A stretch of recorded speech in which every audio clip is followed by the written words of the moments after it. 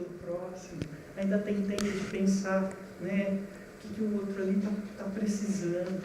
Gente, isso é maravilhoso. E lá no Brasil nós temos, eu vou apresentar aqui mais para frente, os dias das atividades, como a gente trabalha. É claro que aqui a proposta a gente faz lá no Brasil, né? E aqui, claro, adapta, domingo, né, sábado à noite, algo do tipo, né? Mas tudo vamos dizer assim, tudo é resolvido, não é verdade? Olha lá, dinâmicas, né? Não, dinâmica não tem tempo. Até que horas eu tenho? 10 para as 4. Até 10 para as 4. Então, beleza. Ó, eu vou só passar mais um pouquinho, depois a Eriquinha vai entrar para passar como é que funciona cada um, tá bom? Olha lá, origem dos centros espíritas, né? O templo espírita revive as casas do cristianismo simples e primitivo, em que os nossos corações se reúnem em torno dos ensinamentos do Cristo para a melhoria da nossa vida interior. A gente está falando aqui da Casa do Caminho, né? Onde a Casa dos Apóstolos, né? Onde ficava ali na passagem. Quantos e quantos passavam por ali e tinham o acolhimento espiritual, o acolhimento material, né? Recebiam comida. Todo mundo sabe a Casa do Caminho, pessoal? Todo mundo sabe o que é a Casa do Caminho? Eu me expliquei que é a Casa do Caminho. A Casa do Caminho está no livro Paulo Estevão. No livro Paulo Estevão, desculpa, eu vou... Não, manda ver, meu irmão, tranquilo. A Casa do Caminho está no livro Paulo bate-papo. Estevão, e aí a gente traz esse paradoxo para como se fosse o primeiro centro espírita. Na verdade, foi o primeiro templo cristão, né? Então lá era comandado por Simão Pedro, né? Simão Pedro era o dirigente da Casa do Caminho. E aí o Carlos estava falando ali, eu já vou passar para ele de novo, que na Casa do Caminho era feito o quê? Atendia os leprosos, porque os leprosos eles eram expulsos das cidades. Eles não podiam, porque era contagioso, né? É uma bactéria contagiosa. Hoje já tem o controle dessa bactéria, mas ela era contagiosa, então eles eram expulsos. Onde eram abrigados? Pelos cristãos. Os cristãos iam lá e recolhiam esses leprosos, desvalidos, né? Lá eles estudavam, lá eles faziam uma série de ações que nós espelhamos hoje como uma verdadeira casa espírita, né?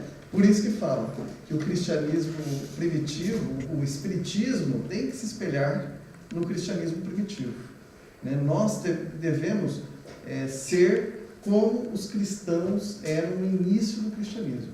Essa é a proposta do Emmanuel através daqueles romances. Quem já leu? Há 2000 anos, 50 anos depois, Ave Cristo, Paulo Estevão, né? Ave Cristo e Renúncia. Desculpa, Carlos. Não, tranquilo, meu irmão. E nós estamos aqui no bate-papo, né? E quem quiser acrescentar, é só vir, a gente acrescenta, porque, na verdade, é uma troca de experiências, né? A gente está aqui, todos, aprendendo um pouquinho mais, né?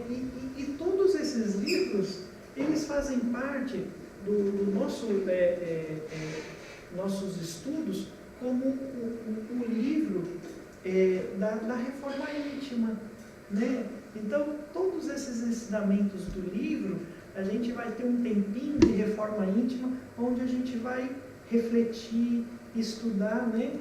Como aplicar na nossa vida, né? Bora lá.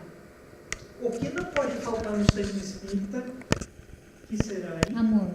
Boa, que mais? Fé. Fé, boa, que mais? Humildade, boa, que mais? Acima de tudo, caridade. Caridade, ótimo, que mais? Trabalho. Trabalho, ótimo. Paciência, verdade. Bora lá, Viquinha. Olha só, trabalho de caridade, né? A Casa dos Apóstolos em Jerusalém apresentava um movimento de socorro aos necessitados cada vez maior. Não parava de chegar gente, né? Era muita gente para ser atendida, né? Diversas partes surgiam essas pessoas, ouviam falar, né? Olha, vai lá naquele lugar lá que a gente não é destratado. Lá tem, né, para pratinho de sopa, lá tem um local amigo, né? Então, começou a aumentar. Eram loucos a chegarem de todas as províncias, anciães abandonados, crianças esquálidas, e famintas. Não só isso, a hora habitual das refeições, extensas filas de mendigos comuns imploravam a esmola da sopa. No livro Emmanuel, no livro do Paulo Estevam, né? Cursos doutrinários, acumulando as tarefas em ingente sacrifício, João e Pedro, com o concurso dos companheiros, haviam construído um pavilhão modesto, destinado aos serviços da igreja, cuja fundação iniciavam para difundir as mensagens da Boa Nova. Né? Então, eles arrumaram lá o local para poderem todos sentarem e estudarem. A gente está aqui também no local, sentando e estudando, né? Bacana. Difundindo a Boa Nova. Divulgação do Evangelho. Tem uma ideia que parece vir de mais alto, disse o ex-doutor da lei, sinceramente comovido. Ué, quem que é esse ex-doutor da lei aí, hein? Quem que é aquele rapaz lá que perseguia, hein? O Paulo, né?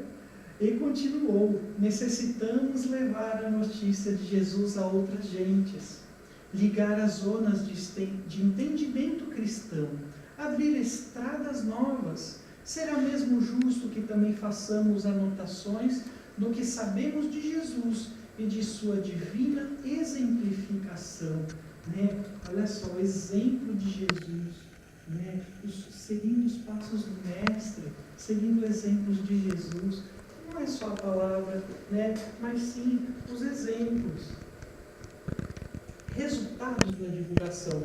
Por esse processo, o Evangelho difundia-se cada vez mais, enchendo de esperanças os corações, né? Em Paulo e Estevão. O que aconteceu, né? Essa divulgação do Evangelho, essa divulgação da Boa Nova. Por exemplo, nós estamos aqui no Japão, falando para brasileiros, não é verdade? E quem sabe amanhã nós não possamos estar falando para os japoneses, né? Eu acho que é assim, é passo a passo, não é verdade? Hoje nós temos um grupo, outros grupos, e de pouquinho em pouquinho, sendo inserido na cultura japonesa. O nosso amigo aqui está defendendo uma tese que eu quero ler depois. Interessantíssimo isso, nossa, muito bacana. E assim, é mais uma ferramenta, não é verdade? Para que a gente possa, pouco a pouco, inserindo. É claro, não vai ser um trabalho daqui para amanhã, mas vai levar um tempinho para ser feito. Mas, com a direção de Jesus, vão ser em bases sólidas. Né? Não vai ser uma coisa assim, dando tiro para tudo quanto é lado. Né? Pouco a pouco, com base sólida, a gente vai inserindo. Vai, né, inserindo essa cultura cristã, não é verdade? Vai inserindo as boas novas de Jesus. Né? Reunião pública.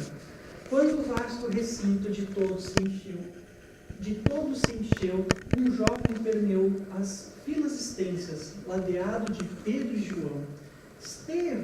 Estevão, olha que estava ali, né?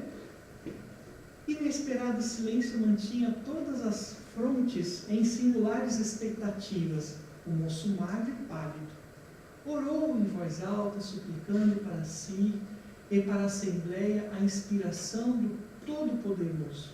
Em seguida abriu um livro em forma de rolo e leu uma passagem das anotações de Mateus. Mas ide antes as ovelhas perdidas da casa de Israel, e indo pregar e dizendo: é chegado o reino dos céus. Está em Mateus 10, 6, 7. Estevão ergueu altos olhos, serenos e fulgurantes, e sem se perturbar começou a falar com voz clara e vibrante. Né? Olha que cena bonita, né?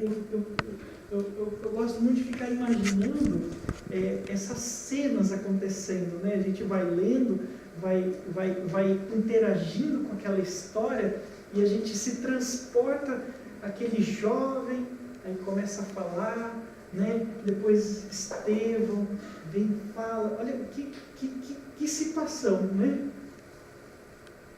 Intercâmbio mediúnico. Em noites determinadas, lá era quarta-feira, havia fenômenos de vozes diretas. A instituição de Antioquia foi um dos raros centros apostólicos onde semelhantes manifestações chegaram a atingir culminância indefinível. A fraternidade reinante justificava essa concessão do céu em Paulo e Estevão. Lá na nossa... Oi? Nossa, devia ser uma coisa muito diferente, né? Uma situação assim, né? Pensou, fenômenos, vozes diretas, e aquela época, nossa, de onde vem? Né? O que é isso? Como racionalizar essa situação, né? Naquela época, né? Naquela época não tinha esse estudo, esse preparo, né? Usava-se muito o coração, a intuição, né? Kardec ainda não tinha escrito a codificação. Mas não é? e como a gente viu lá no começo, o Espiritismo é tão claro, o Espiritismo é tão fácil, né? E essa instituição de Antioquia, ela tinha uma fraternidade, uma energia muito boa, assim, né? Uma harmonia que possibilitava esse fenômeno de voz direta, né? Imaginando como que deveria ser. Um ambiente propício, né? Nossa, sereno. Bora lá, ó. Olha lá, trabalho com crianças e jovens. Tem que ter, né? Paulo. É curioso notar que Paulo de Tarso, nas suas epístolas, ele deu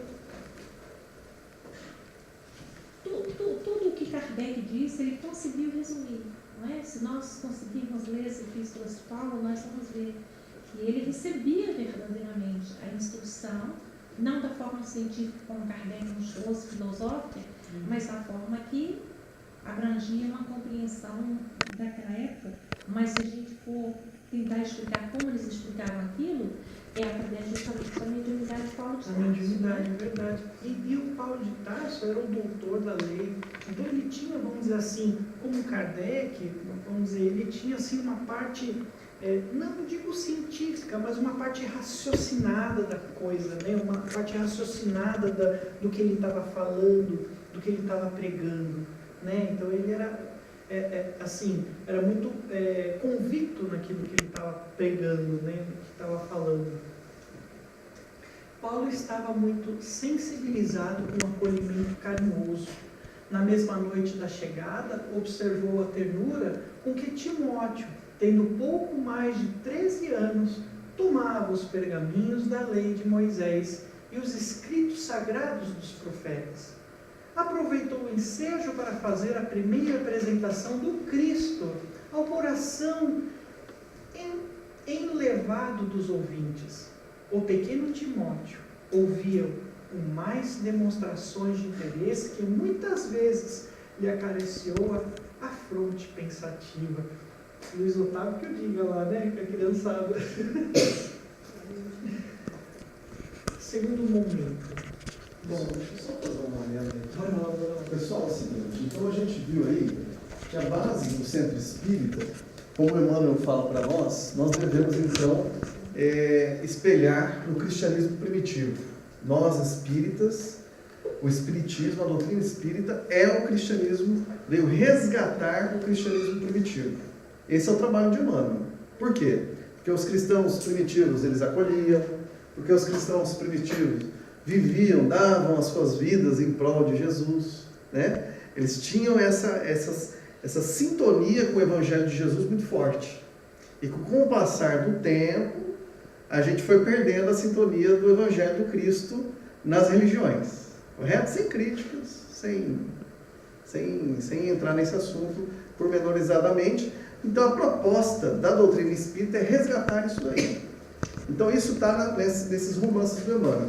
Então, quando a gente pega o Paulo Estevão, e nós estamos falando aqui sobre centro espírita, o que nós vamos observar? Que o centro espírita que nós vamos ver lá no cristianismo primitivo é a Casa do Caminho. E o que o Carlos apresentou para nós, o quê? Nesse centro espírita nós tínhamos evangelização infantil. Olha lá, Paulo falando a Timóteo. Timóteo era um jovem, né? Nós temos reunião pública, né? Nós temos mediunidade. Então nós temos todas essas situações acontecendo na Casa do Caminho que servem de exemplo para nós hoje. Se já que a proposta do Espírito é resgatar o cristianismo primitivo, nós temos então uma proposta lá atrás que Paulo fazia junto com Simão Pedro, né? Tem outras que a gente não trouxe aqui, mas, por exemplo, uma coisa que a gente estava trabalhando lá no Brasil é com relação à direção da Casa Espírita. A direção ela era compartilhada. Pedro era o dirigente, ele tomava a posição sozinho. Ele falava assim, não é assim, pronto, acabou, e batia a mão na mesa, né? Não, ele consultava um, consultava outro, consultava, né? Tinha um corpo diretivo que ele consultava, né? Ele não tomava decisões só. Então a gente tem como exemplo a Pedro, que é um espírito de alta luminosidade, né? Conduzindo o processo do cristianismo nascente, né? Eu estava até lembrando esses dias, quer dizer, me lembraram esses dias, porque Pedro negou Jesus 3 vezes, né? E aí Jesus perguntou a Pedro, Pedro, tu me amas? Lembra disso? Né? E Pedro respondeu a Jesus, amo, mestre. E mais uma vez, Pedro, tu me amas? Amo, mestre. Apacenta as minhas ovelhas. Né? Porque já tinha problema de briga desde lá naquela época. Né? Aí ele pergunta terceira vez, Pedro, tu me amas? Amo, mestre, já falei que te amo. Então apacenta as minhas ovelhas. Né? Para pregar a paz, né? Entre os frequentadores. Bom, gente, agora nós vamos ver então a proposta que nós usamos no Brasil, né? Em cima da proposta de Jesus, junto com Pedro, com Paulo, né? A proposta que nós usamos no Brasil, nas casas espíritas, que nós vamos apresentar a vocês e vocês vão ver o que podemos fazer do que vocês já fazem, que vocês já fazem muito, que a gente já falou no começo, né? Vocês trabalham tanto, né? Lá a gente trabalha bem menos profissionalmente que vocês, né? E aqui vocês se dão muito a atividade profissional e do pouco que sobra, vocês ainda estão trabalhando a doutrina, né? Estudando. Isso merece uma consideração muito grande de todos nós lá, que eu estou aprendendo isso com vocês, essa doação, né? Às vezes a gente queria estar em casa, né? Descansando, né? Vocês estão aqui firmes, né? Na casa espírita. Então é isso, gente.